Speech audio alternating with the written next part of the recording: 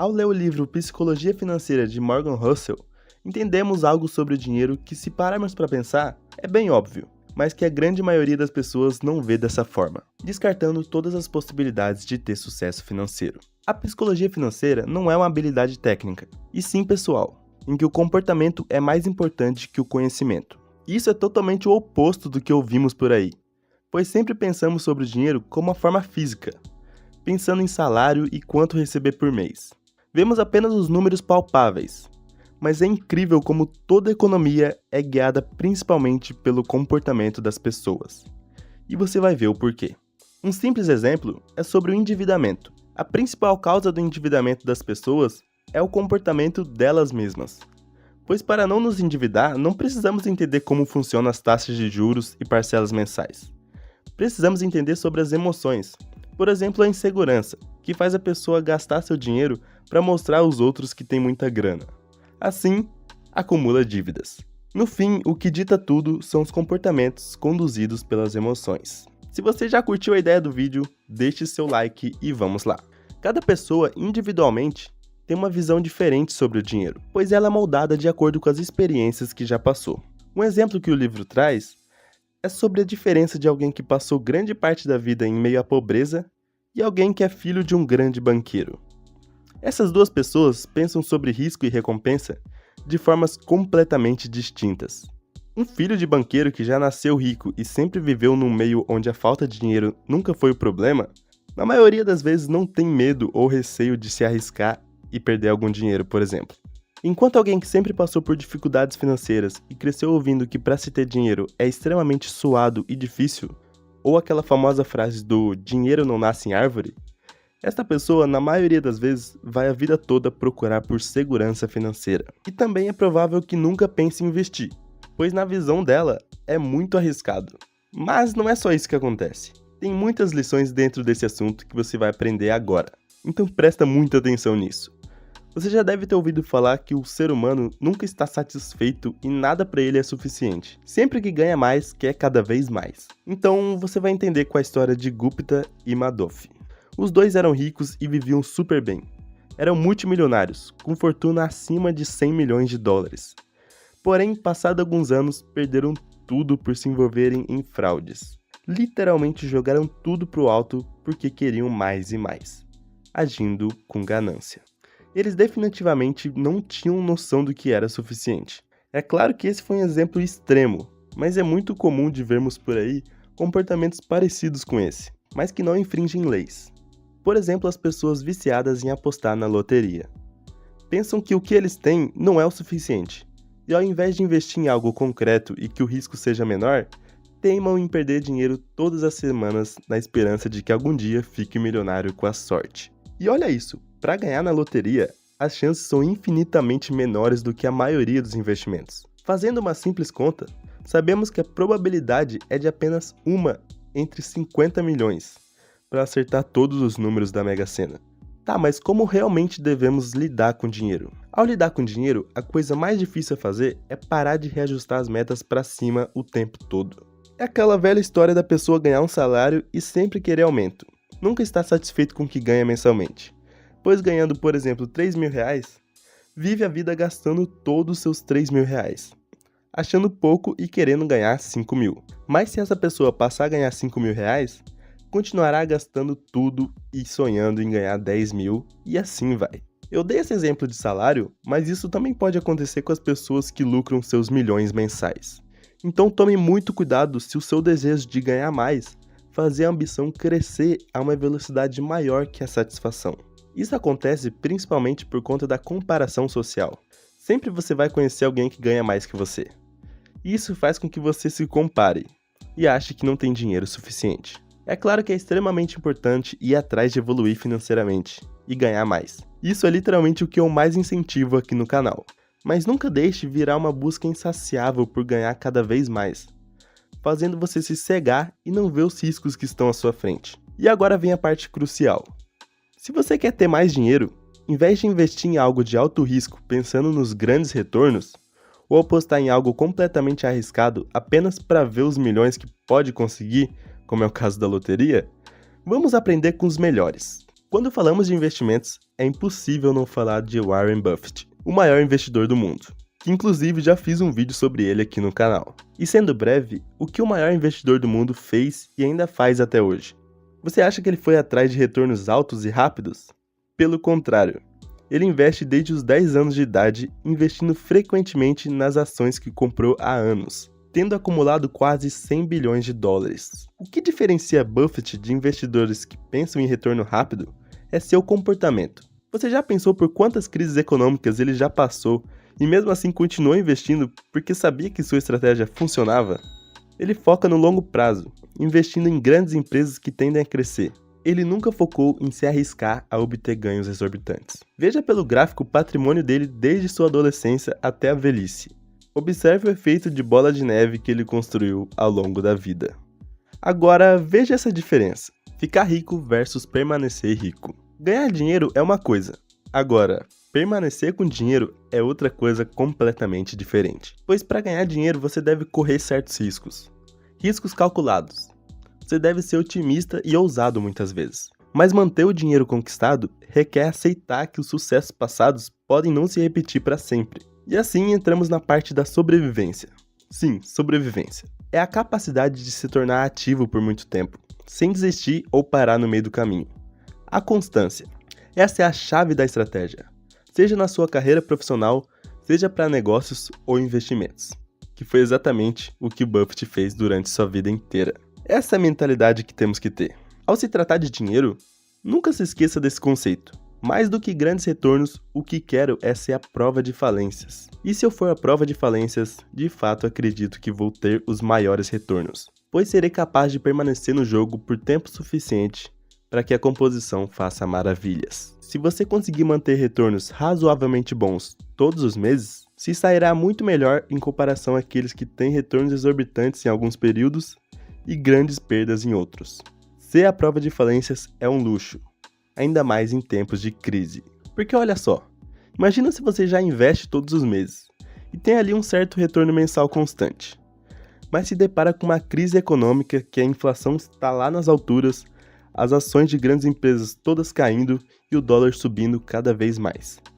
O que você faria? Venderia suas ações assim como todos os investidores que pensam em retorno de curto prazo?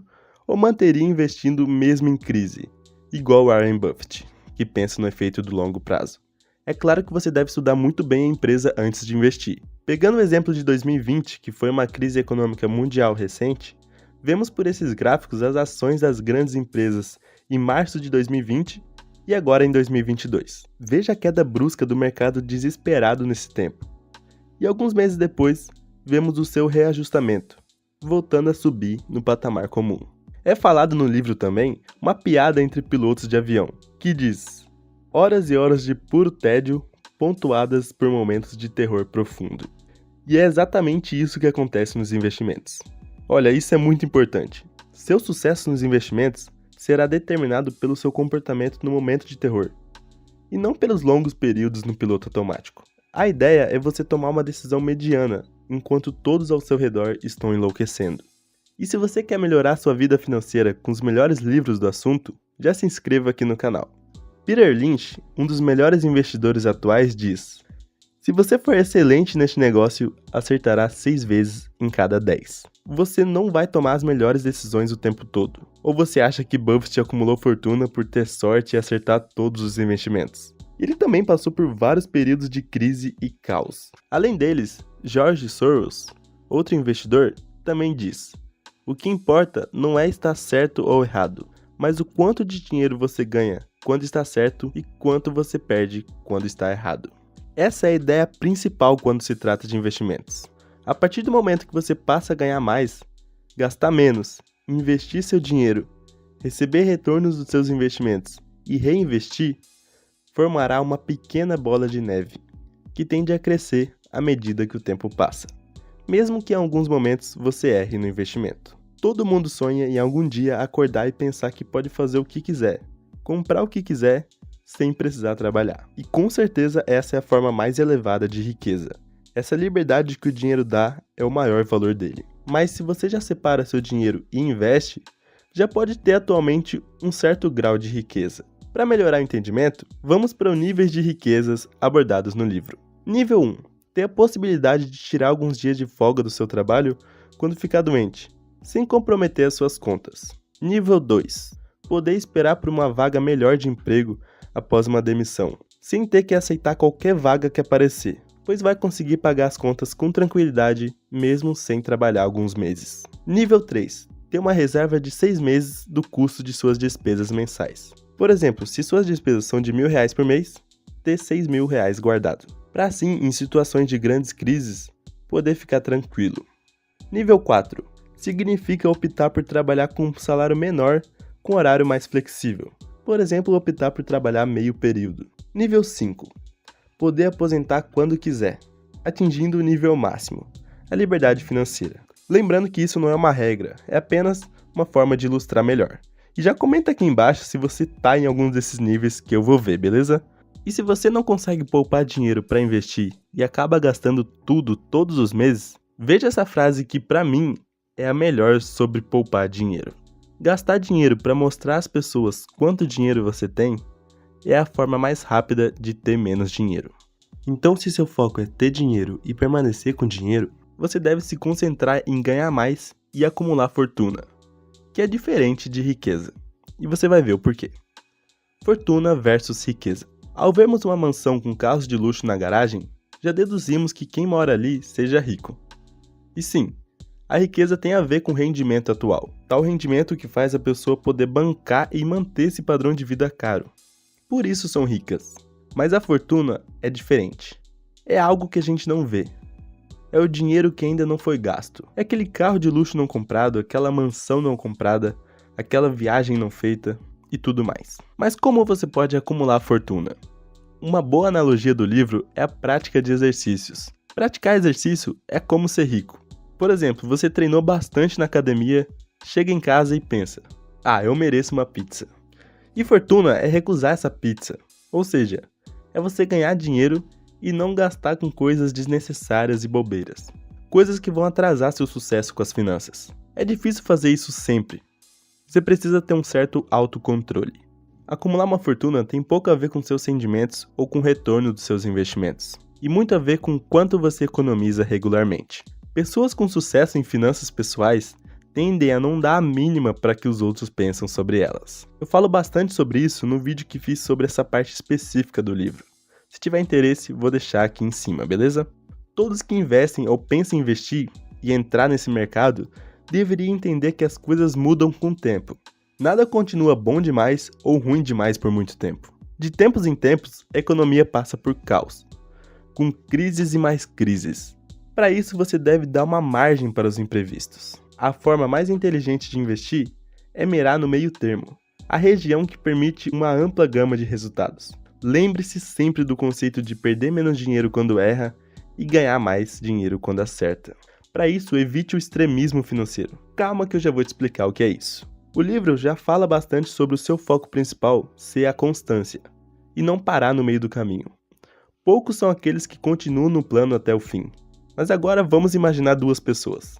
O João, que trabalha o dia inteiro em uma loja como vendedor, e à noite trabalha como garçom em um restaurante. De segunda a domingo, sem dia de descanso e dormindo mal todos os dias, mas ganhando seus R$3.000 por mês. E agora vemos o Rodrigo, que trabalha apenas 4 horas por dia e ganha R$600 por mês. Afinal, ele ainda mora com os pais e para ele já está de bom tamanho um salário baixo. Trabalhar longas horas por dia sem ter uma vida social e perdendo sono, ou trabalhar pouquíssimo se contentando com o mínimo, pode trazer grandes lamentações no futuro, pois você não vai conseguir sustentar isso por muito tempo. Então mantenha um equilíbrio, foque sim em ganhar mais, mas trace uma estratégia mais eficiente que não tire de você todo o seu tempo, para você alcançar o mais importante, que é conseguir continuar nesse plano por longos períodos. Poucos são aqueles que conseguem manter a rotina de João, por exemplo, por muitos anos. Um dos motivos para as pessoas não seguirem no plano por tempo suficiente, ao se falar de investimentos, é a sedução do pessimismo. Pois quando se fala que uma grande crise está por vir, todo mundo noticia. Todos os jornais e mídias como se estivéssemos à beira de uma catástrofe completa. Porém, quando a projeção é de um grande crescimento econômico, quase não se fala sobre. Isso acontece porque as perdas geram muito mais impacto do que os ganhos. Por isso você deve manter o equilíbrio. E saber que uma perda ali e outra aqui não vai acabar com o seu progresso, seja nos investimentos ou na vida financeira em geral. Lembre-se, o que importa é quanto dinheiro você ganha quando está certo e quanto você perde quando está errado. Agora, você deve começar o quanto antes. E nunca se esqueça disso. Quanto menos você mostrar para os outros quanto dinheiro tem, mais dinheiro conseguirá conservar com você mesmo e investir. Agora, para você entender melhor sobre o dinheiro, sobre gastar e investir de forma certa, vou deixar aqui na tela um vídeo que com certeza vai te ajudar nisso. Muito obrigado e até o próximo vídeo.